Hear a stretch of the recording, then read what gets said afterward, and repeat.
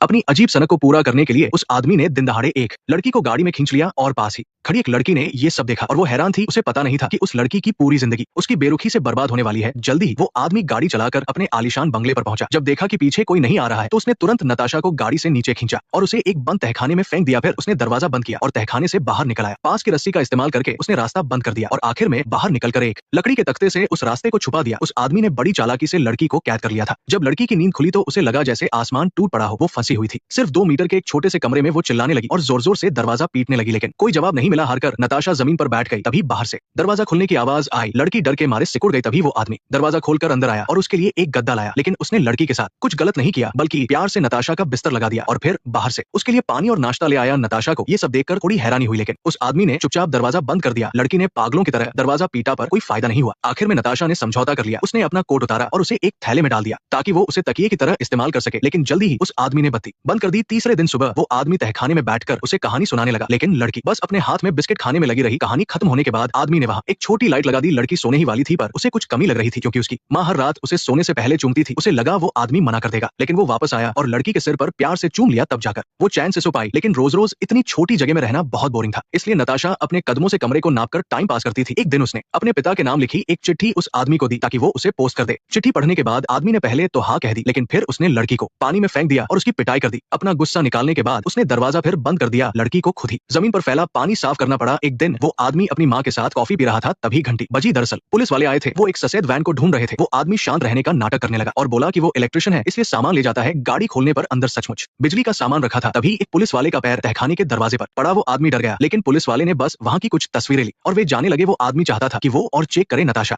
अकेली तहखाने में लेटी थी और जल्दी ही सो गई। असल में वो एक अमीर घर की लड़की थी। वो रोज महंगे कोट पहनती थी, मेकअप करती थी और लंबे बूट पहनती थी। उसके लिए सबसे खुशी की बात थी अपने पिता के साथ बार में डांस करना, लेकिन उसका सपना जल्दी ही टूट गया। तहखाने का दरवाजा खुलने की आवाज आई। वो आदमी नाश्ता लाया था। उसके बाद उसने नताशा के लिए दीवार पर एक वॉकी टॉकी लगा दिया। कहने को तो ये बात करने के लिए था, पर असल में उस पर नजर रखने के लिए था। रात को आदमी ने नताशा की दी हुई चिट्ठी निकाली और उसे फाड़कर फेंक दिया। टाइम पास करने के लिए लड़की ने 2 कपड़ों को अपना दोस्त बना लिया। उसने दीवार पर चाबी का छेद बनाया और सोचने लगी कि वो बाहर जा सकती है। वो उन कपड़ों से अपने बचने के बाद का इंटरव्यू भी लेने लगी, लेकिन उसकी ये बातें फोन पर बात कर रहे उस आदमी ने सुन ली। लड़की बुरी तरह डर गई और उसे वही करना पड़ा जो उसने कहा। जब बहुत देर तक कोई जवाब नहीं आया तो वो नाश्ता लेकर अंदर आया। लड़की ने कहा कि उसके हाथ में चोट लग गई है और उसे हॉस्पिटल जाना है, लेकिन आदमी ने एक नजर देखा और नताशा की चाल समझ गया। उसने सॉस और टूथपेस्ट से नकली चोट बनाई थी सजा देने के लिए। आदमी ने उसे नाश्ता नहीं दिया। लड़की पागलों की तरह चिल्लाने लगी। आदमी ने बड़ी मुश्किल से उसे काबू किया। वो नताशा को दरवाजे तक ले गया ताकि उसे दिखा सके कि पत्थर का दरवाजा कितना मजबूत है। उसने दरवाजा खोला और कहा कि जाओ, भाग जाओ, लेकिन आदमी ने उसे रोक लिया। लड़की को डराने के बाद उसने नताशा को वापस तहखाने में धकेल दिया और फिर से दरवाजा बंद कर दिया। बेचारी नताशा सो गई। वो नल का पानी पीकर प्यास बुझाती और किताबें पढ़ती। एक दिन भूख के मारे उसका बुरा हाल हो गया। उसने खाने के लिए भीख मांगी, लेकिन